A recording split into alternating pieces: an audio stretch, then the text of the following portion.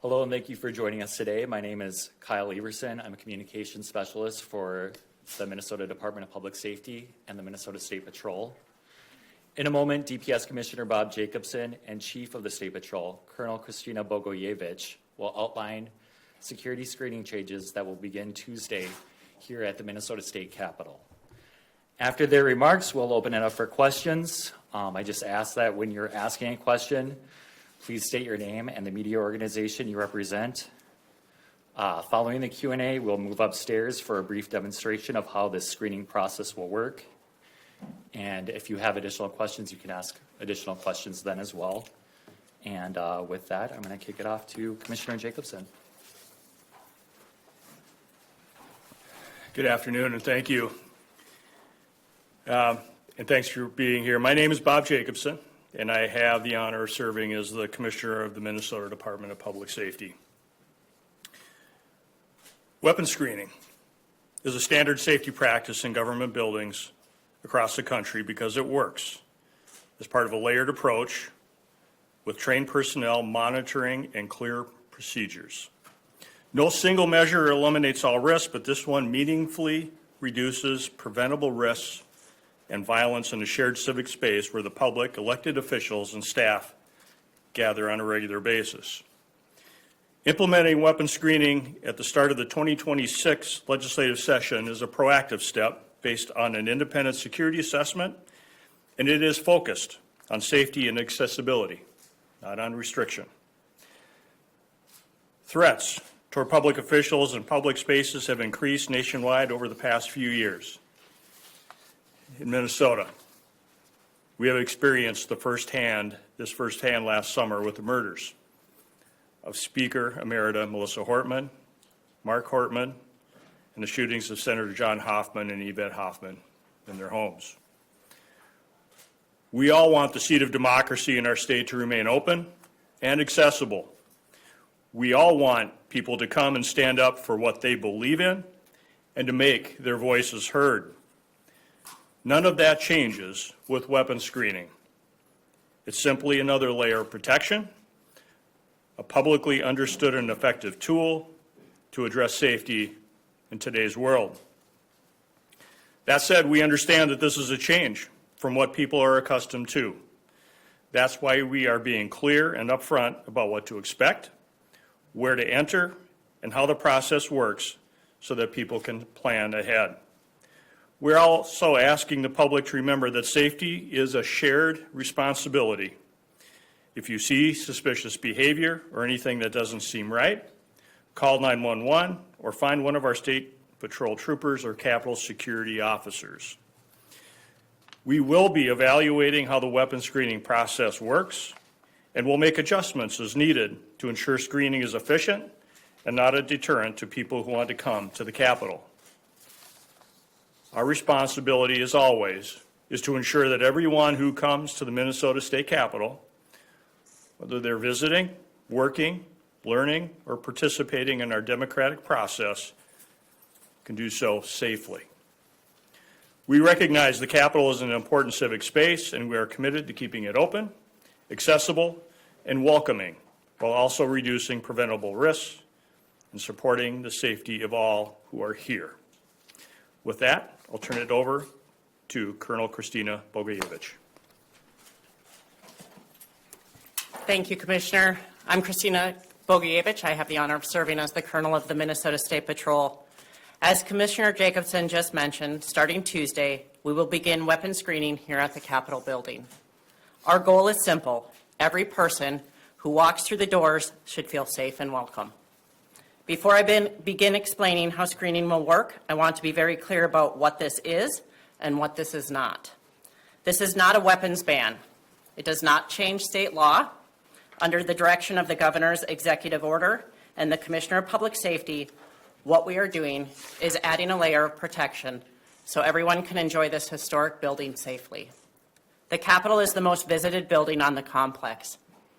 It hosts tours, legislative hearings, school field trips, community events, and public gatherings. Because this building belongs to the people, it must be a place where everyone feels secure. Screening is a widely used safety tool that helps make that possible for visitors, staff, and officials who come here. So what does this mean for our visitors? Beginning on the first day of legislative session on Tuesday, visitors to the Capitol will have 4 public access points where they will enter and be screened. All other exterior doors will not be open for public entry. Visitors are encouraged to use the south ground level entrance beneath the front steps of the Capitol building, which will serve as the primary public entrance. Additional access will be available through tunnels connecting the Senate building to the north side of the Capitol building, the State Office building and parking lot C to the west side of the Capitol building, the Judicial Center to the east side of the Capitol building, and we are also asking visitors to exit through these same locations unless there were to be an emergency. All of these entrances and screening areas are ADA accessible, and staff will be on hand during public hours to guide visitors and answer questions. This is about keeping the process simple and smooth, not slowing people down. Here's how the screening process will work.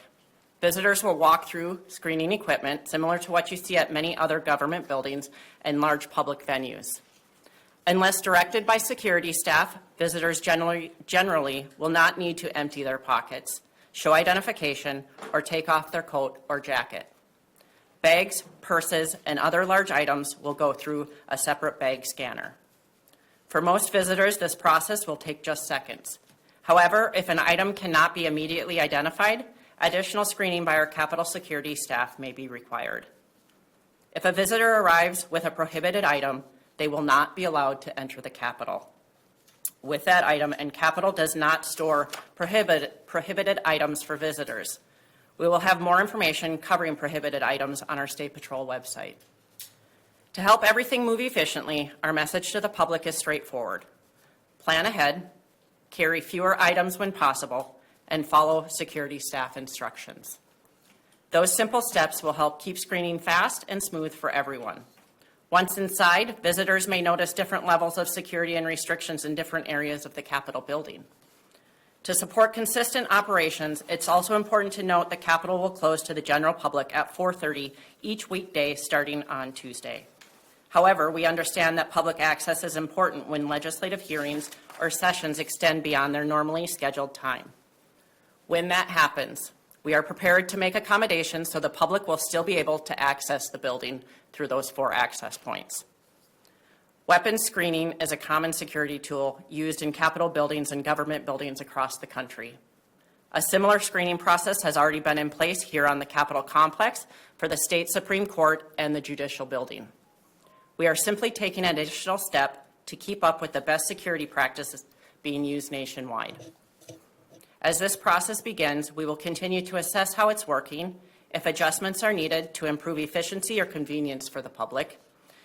Our goal is a screening process that is not only secure, but smooth and efficient. This is about protection, not restriction. And it's about making sure the Minnesota State Capitol remains open, welcoming, and safe for everyone. In just a moment, we'll move upstairs to give you a demonstration of how this equipment works and what the screening process looks like. But first, we're happy to take any questions.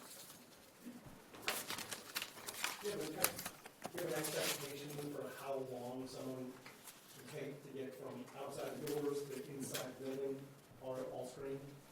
So the question was about how long it will take someone to come through. It should take a matter of seconds unless you're carrying a prohibited item, and then we'll have to have more questions. I think I asked that wrong. Okay. If there's a line of people, you've got 4 entrances, right, and most of them will be coming in, I assume, on G here on the south side. And you get students, you get teachers, you get, Moms Demand Action Letter today. You get a bunch of people here. Do you have an expectation for how long, when a crowd shows up, they should go from arriving at the door to getting inside? So again, it has to do with timing of large groups getting through the main public entrance or where we're guiding people. Again, that is something we will assess this week as we move through this.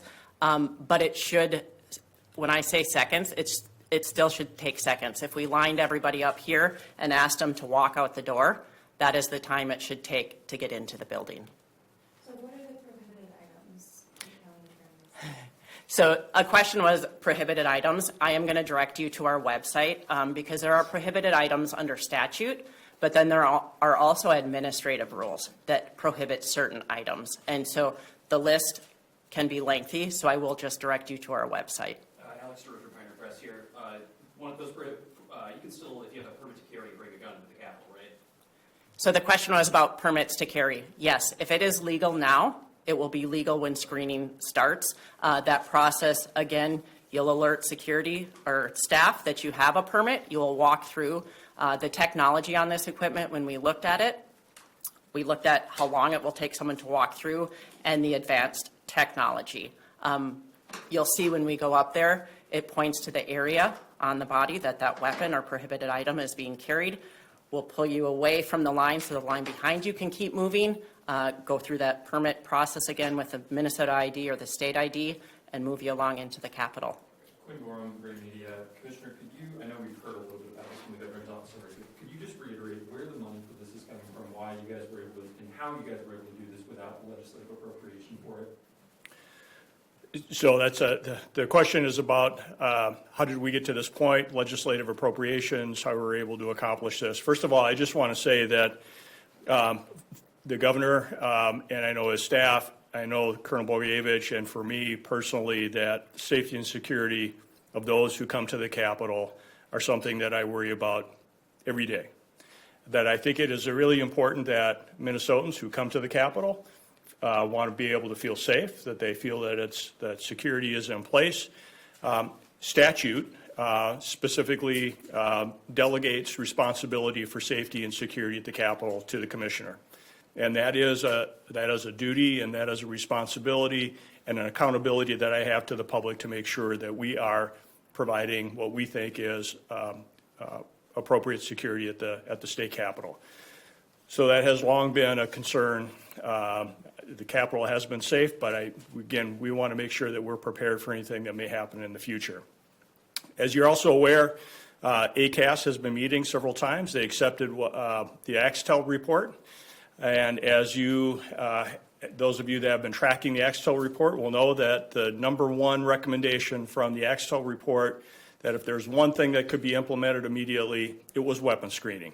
And as we look around the country as well, we see that it is very common for other state capitals around the country to have weapon screening. So this is nothing out of the ordinary. And in fact, we are, again, trying to take that next step so that we are providing what we think is the next generation of safety for those who visit the Capitol. We will be incurring those expenses within the State Patrol budget. We certainly know that one of the things that as we look to this long term, that there are going to be expenses associated with this, and we know that legislators will be spending some time paying attention to those costs, and as we move forward, evaluating how this works and what the safety and security that they see is appropriate for the future. But I am indebted, number one, to our legislators who have largely shown support through the ACAS committee, approved the recommendations for the Axtel recommendation, for accepting that report and making sure that we all know that they believe that weapon screening is the one recommendation that we should follow through on. And under my direction, the State Patrol will implement those processes and procedures. What specific types of threats are you hoping that this screening process prevents that wouldn't have been prevented otherwise? I mean, the public and legislators can still be armed. I'm wondering what exactly are the concerns that are being addressed here? So the question was what concerns we think we may we might be presented with screening. So this offers a few security layers. The first one, by directing everyone into those 4 entrances, we will be able to view everyone that is entering the Capitol. For that first communication, again, with those that are coming into the Capitol. Second, in the past, we wouldn't know if someone was carrying an illegal or a prohibited item. If they hid it under a jacket, we wouldn't know that unless it was used. And so, again, this is a layer of security to allow us to see those prohibited items before they make it into the Capitol. I understand you're referring people to the website, but an awful lot of us carry things like this. Will this flag me if I walk through a little Swiss Army knife, just to save people trouble? And to save you from having to fight with people with little pocket knives? So under the statute 609, dangerous weapons, it is anything that can injure someone. And so that may set something off. We do have the ability to set the sensitivity on the machine. And again, those are things as we move forward that we may have to adjust. Again, this is somewhat new for us. We've been in the judicial building with it under different policies, but we will, again, continue to have discussions like that on the pocket knife. Knives need to stay home. Yes. What might somebody who is in possession of a concealed carry permit and is concealed carrying in the Capitol run into? What might their experience be with this new process? So the only thing different for them, again, is when they come through that screening point, declaring that they have a permit. They'll still walk through the screening equipment. They'll talk with a trooper briefly to verify that permit and to verify their government-issued ID, and they'll move into the Capitol, and there should be no change in their visit to the Capitol building. How about members and staff? Are you screening them? So the question was members and staff. So elected officials are in the exempt, so we will not be screening them. There will be a separate lane for legislators to walk through. Staff right now is not exempted. They will go through the screening process just as everyone else will. Okay, one more question. So if you have a pass to get in and doors are closed at 4:30 and you've got a pass to do work in, can you still get in after hours, or how is that going to work? So the question was about after hours and having a pass to get into the Capitol. We are hoping that people do not see a huge change with that. If there is business being conducted, such as legislative hearings or floor sessions, again, all 4 entrance points will be open to the public. If you're here after hours and there's not business being conducted in the Capitol, you still have the opportunity to go through that south entrance. You'll have to hit the call button to get in. You'll go through the screening process, and then you can go conduct your business within the Capitol. These tunnels will be locked? The question was, will the tunnels be locked? Yes, key card access will be restricted. Restricted to everybody? Yes, the restriction will be to everyone. Again, as I've explained, we need to start with a narrow scope. And then as we move forward, we'll make adjustments as necessary.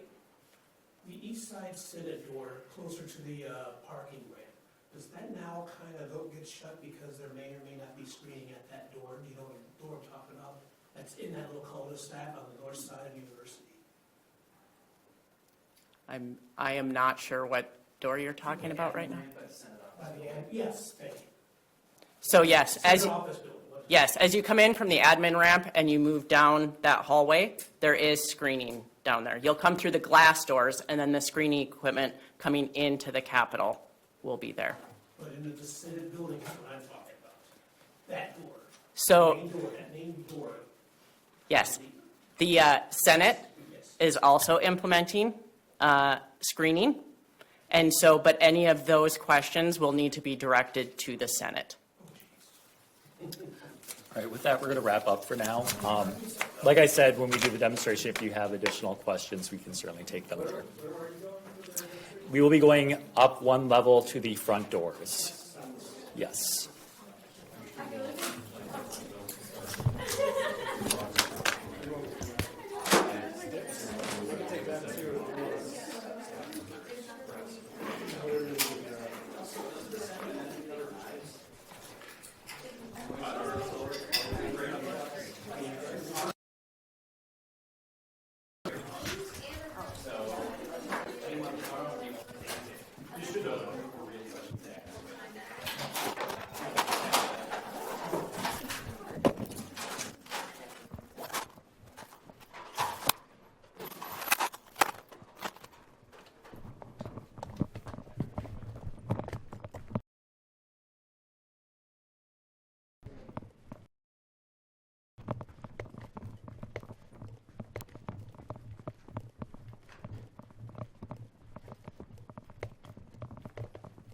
if I was playing Jeopardy with Quinn, I'd lose. I'd never be able to buzz in.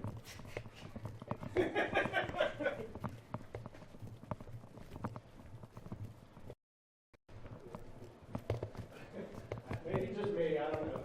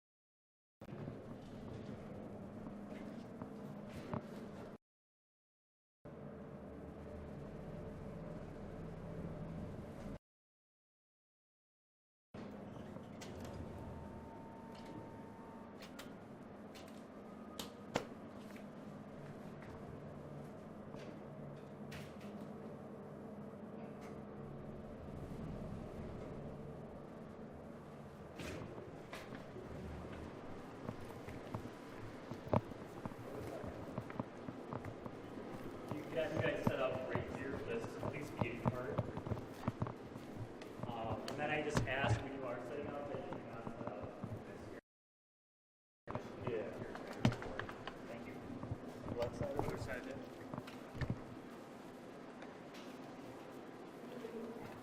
Yep. We give a little bit of a path of these folks. Thank you.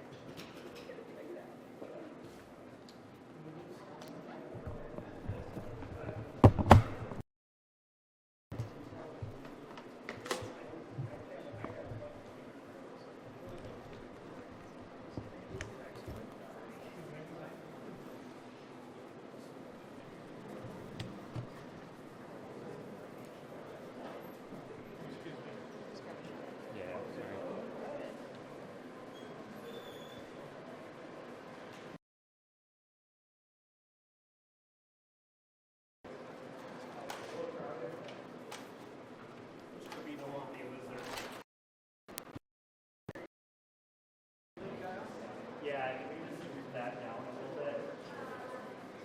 Thank you.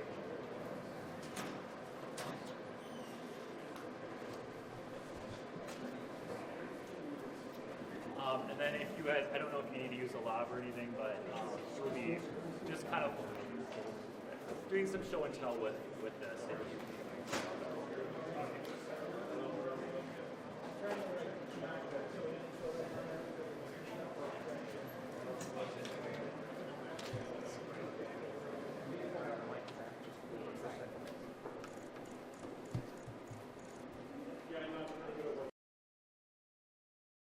You guys need it white?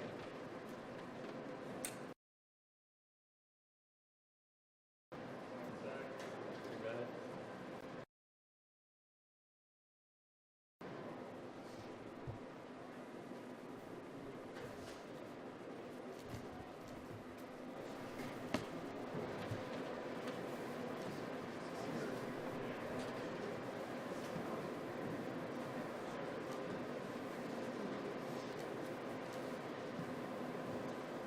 All right.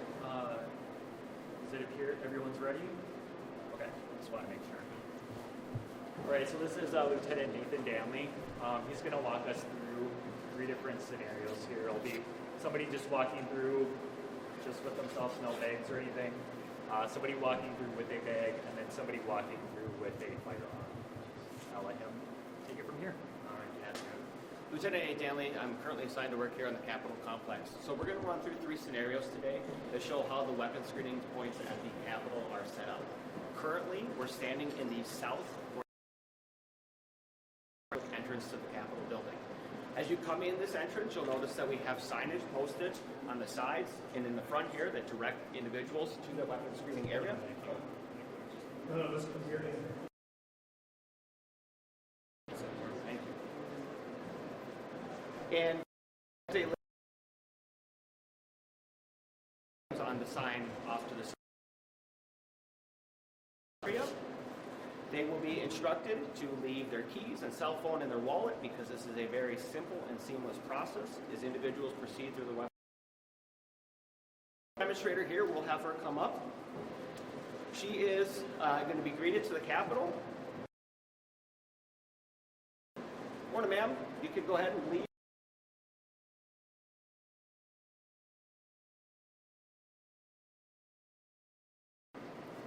So you'll notice as she walks through, she's able to pass through within a matter of seconds. The machines are roughly 2,000 people an hour, so if we have lines, they'll be able to move.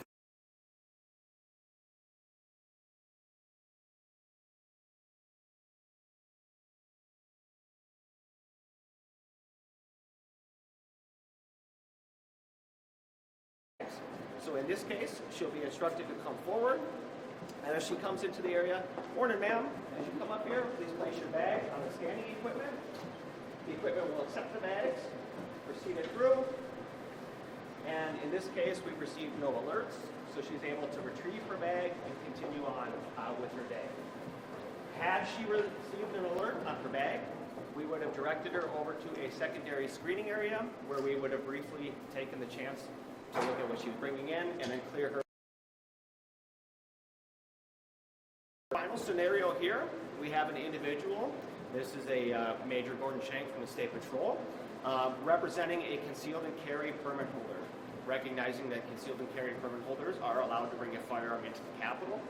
We are asking that individuals that wish to do so, please inform our security officers or troopers that are working at the points that they are carrying, so that when they go through the system and they do generate an alert, we'll be ready for it on the back end.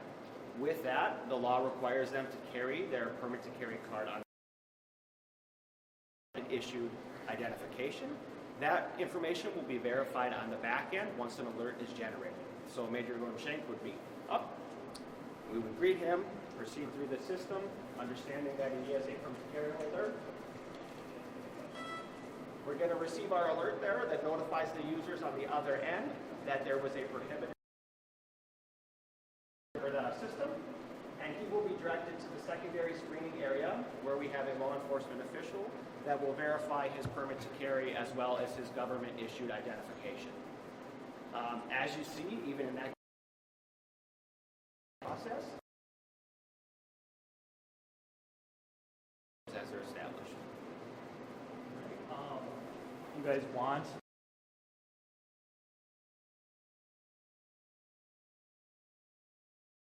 Feel free to do so. We could have our folks pass through a few more times if you need to get additional B-roll. Yeah, so with that. One more question.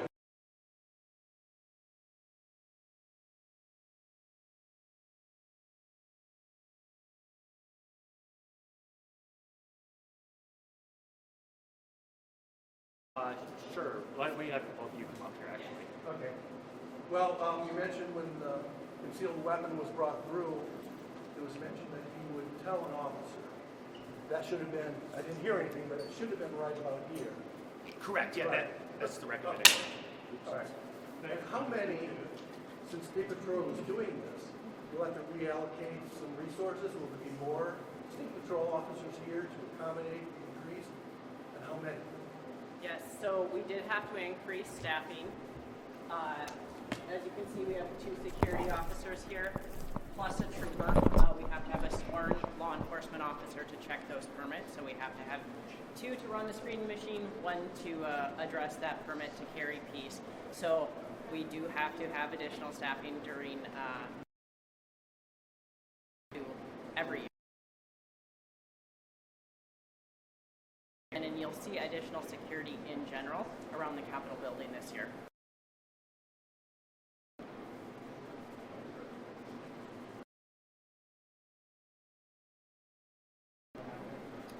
So the question was, would this not be in place if June 14th did not happen? This has been part of assessments for several years. A lot has occurred in the past year, but we can't forget about everything that has been discussed and talked about prior to 2025 either. And so it's kind of a culmination of everything, again, allowing us for the next couple of months to see how this process works in the Capitol building. Did you guys need additional B-roll or anything of what's going through, or? Yeah, sure. Get it at an angle, or?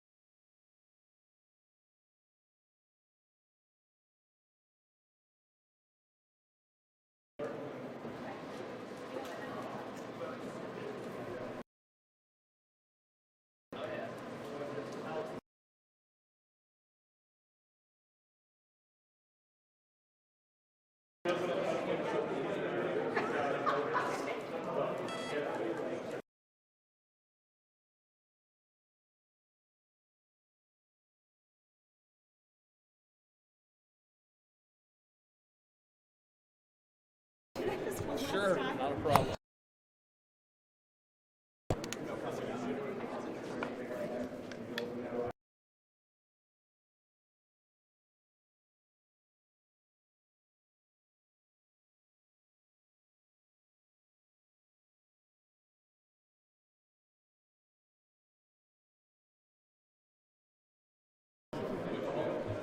Is there anything in particular?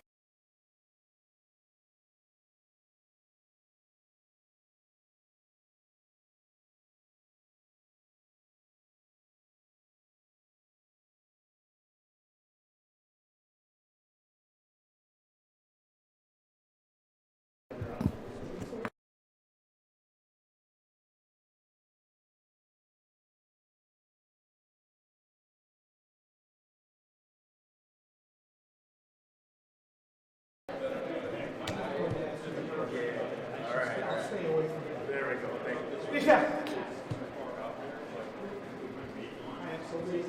I bet you do.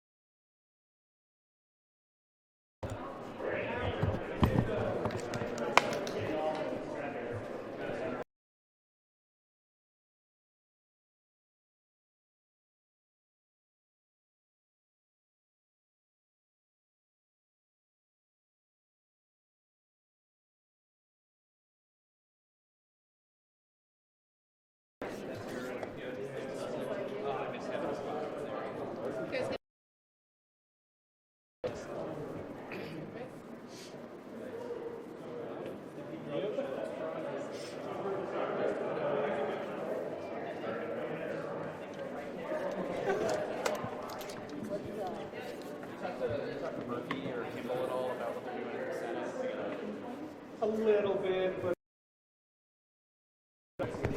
So I did not